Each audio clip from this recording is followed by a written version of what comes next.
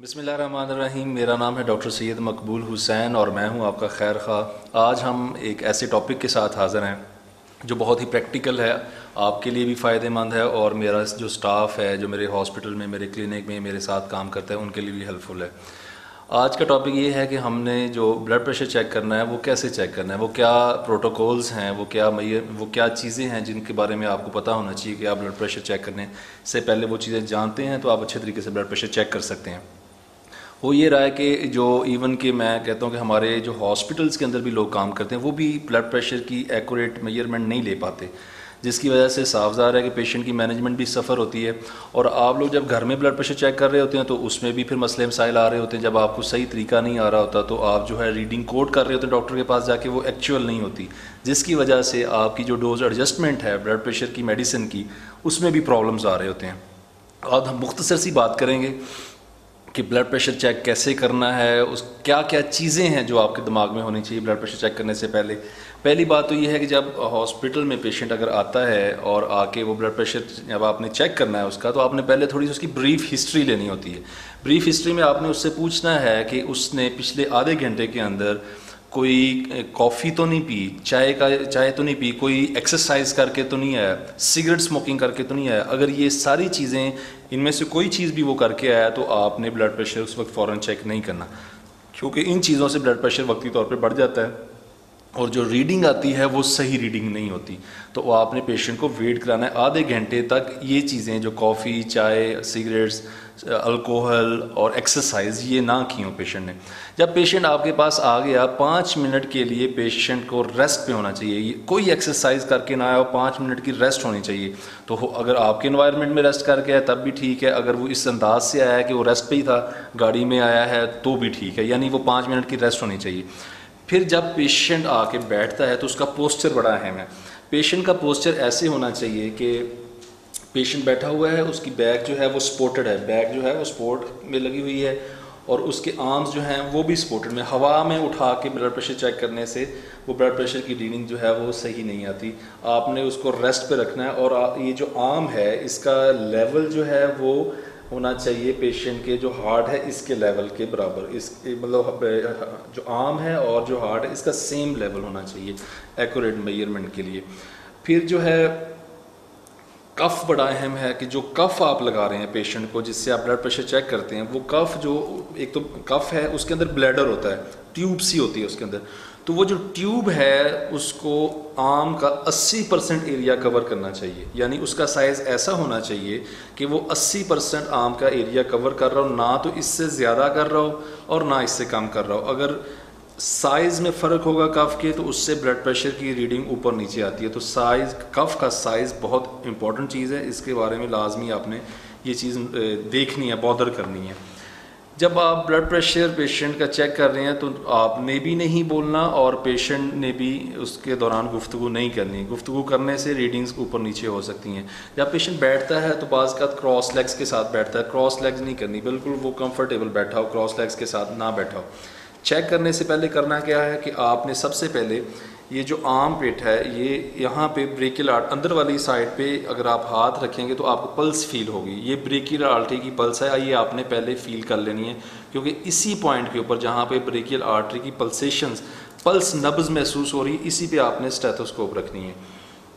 उसके बाद आपने कफ़ लगाया, कफ़ को पेशेंट के साथ अटैच किया। ट्यूबिंग जो है उसके ऊपर, कफ़ के ऊपर ट्यूबिंग है वो इधर अपर वाली साइड पे आएगी और कफ़ को आपने इस अंदाज से लगाना है कि ये जो आर्म है, ये जो इसका जोड़ है, इससे 2 इंच वो ऊपर हो आर्म के साथ जो है कफ़ लगा हुआ।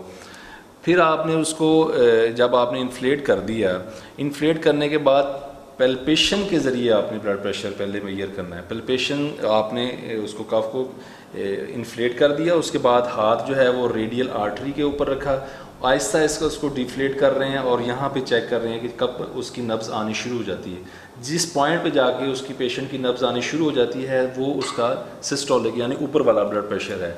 तो पल्पेशन के साथ आपने पहले ब्लड प्रेशर चेक करना है, उसके बाद फिर आपने पेशेंट को उसी तरह कफ लगा के और यहाँ पे स्टेथ रखे जहाँ पे ब्रेकियल आर्टरी की पल्स आई थी, फिर आपने उसके मेजरमेंट ली थी पल्पेशन के साथ। फ़र्ज़ करें किसी की पल्पेशन जो है वो 120 पे आ रही थी, तो आपने 30 पॉइंट ऊपर जाके इन्फ्लेट करें, यानी 150 तक इन्फ्लेट करें और फिर आहिस्ता आहिस्ता उसको डिफ्लेट करना शुरू कर दें।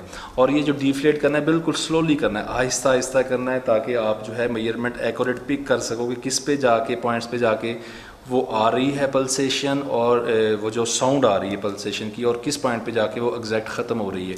स्लोली स्लोली करते जाएं। इसमें कुछ बातें बड़ी अहम हैं, टेक्निकल बातें हैं, वो मेडिकल स्टाफ के रिलेटेड हैं। एक तो ये चीज़ होती है साइलेंट गैप, वो आपको पता होना चाहिए, और दूसरा कोर्साक ऑफ साउंड्स जो हम सुनते हैं स्टेथ के ज़रिए, उनके बारे में पता होना चाहिए। जो पल्पेशन से मैं कह रहा था कि पल्पेशन से आप लाजमी चेक करना, उसकी वजह, एक बहुत बड़ी वजह ये है कि बाज़ लोगों के अंदर साइलेंट गैप होता है। साइलेंट गैप का मतलब ये है कि बाज़ लोगों में ऐसे होता है कि कुछ पॉइंट की रेंज के अंदर उनकी साउंड नहीं आ रही होती। फ़र्ज़ करें अगर किसी बंदे का साइलेंट गैप है 120 से 100 के दरमियान, यानी 100 से 120 के दरमियान उसकी साउंड नहीं आ रही, तो अगर आप उसका पल्पेशन के साथ चेक नहीं करेंगे तो दो गलतियों के चांसेस हैं।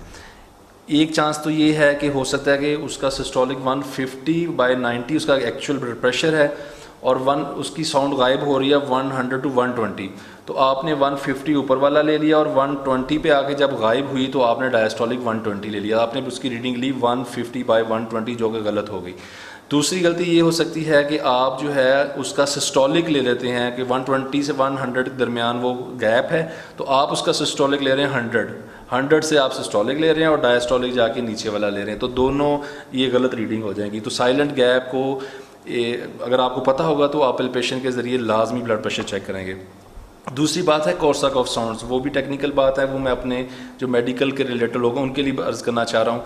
5 साउंड्स होती हैं कोर्साक ऑफ साउंड। पहली साउंड जो है जब आप सुनते हैं और आनी शुरू होती है वो बड़ी लाउड सी होती है, वो फर्स्ट वो जो कोर्साक ऑफ साउंड है। उसके बाद सेकंड जो है वो ब्लोअर सी हो जाती है, थोड़ी सी डल हो जाती है और ब्लो करती है। तीसरे पे जाके फिर वो लाउड हो जाती है और क्रिस्पी हो जाती है। चौथे पे जाके फिर वो मध्यम होती है, और 5वीं साउंड जो है बिल्कुल गायब हो जाती है। अक्सर लोगों के अंदर हम जो सिस्टोलिक ब्लड प्रेशर लेते हैं वो साउंड 1, और डायस्टोलिक हम लेते हैं साउंड 5, जहाँ पे जाके गायब हो रही है। बाज़ कंडीशंस ऐसी हैं जिनके अंदर जो है पेशेंट की साउंड गायब ही नहीं होती।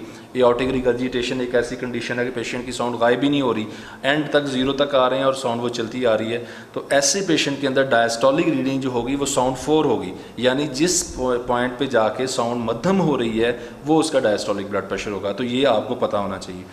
फिर जो है आपने जब ब्लड प्रेशर लेना है दोनों आर्म से लेना है, राइट से भी लेना है इनिशियली और लेफ़्ट से भी लेना है। जिस आर्म पे ब्लड प्रेशर ज़्यादा आ रहा हो आपने नोट कर लेना है और उस पेशेंट को भी बता देना है, नेक्स्ट आपने उसी आर्म से लिया करना है। अगर किसी का राइट साइड पे ज़्यादा आता है तो राइट साइड की रीडिंग हमेशा नोट किया करनी है, अगर किसी का लेफ़्ट साइड पे ज़्यादा आ रहा है तो लेफ़्ट साइड की रीडिंग नोट किया करनी है। और फिर वो जो मुख्तलिफ अपरेटस आते हैं उसमें जो सबसे अच्छा है वो मरकरी का है। ऑटोमेटेड जो यूज़ करते हैं घरों में वो उसके रिलायबल नहीं है, जो कॉइल वाला है वो भी उतना अच्छा रिलायबल नहीं है, मरकरी वाला सबसे अच्छा है। तो ये वो मोटी मोटी बातें हैं जिनका आपको पता होना चाहिए। और अगर आप मेडिकल फील्ड के रिलेटेड नहीं हैं, घर में आप जो है वो ये प्रैक्टिस कर रहे हैं, तो ये वीडियो आपके लिए हेल्पफुल तो ज़रूर होगी, लेकिन आपने फिर भी किसी ना किसी ट्रेंड बंदे से ये चीज़ें कि बार बार 2-4 बार मश्क करें कि आप उनको ब्लड प्रेशर उनके सामने चेक करें, अपनी खामियां निकलवाएं। ये ब्लड प्रेशर की मेजरमेंट इतनी अहम चीज़ है कि बहुत सारी चीज़ें जो हैं जो मैं अपनी प्रैक्टिकल बात करता हूँ कि बहुत सारी चीज़ें मैं इसलिए पिक कर लेता हूँ कि मैं ब्लड प्रेशर पेशेंट का हमेशा ख़ुद चेक करता हूँ। और मैंने ये नोट किया है कि बाज़ औक़ात दूसरे डॉक्टर साहबान इसलिए वो सही नहीं कर पा रहे होते पिक, क्योंकि वो ब्लड प्रेशर ख़ुद नहीं ले रहे, वो उन्होंने किसी स्टाफ को कह दिया और वो प्रॉपर तरीके से नहीं लिया गया। तो ये बहुत अहम चीज़ है।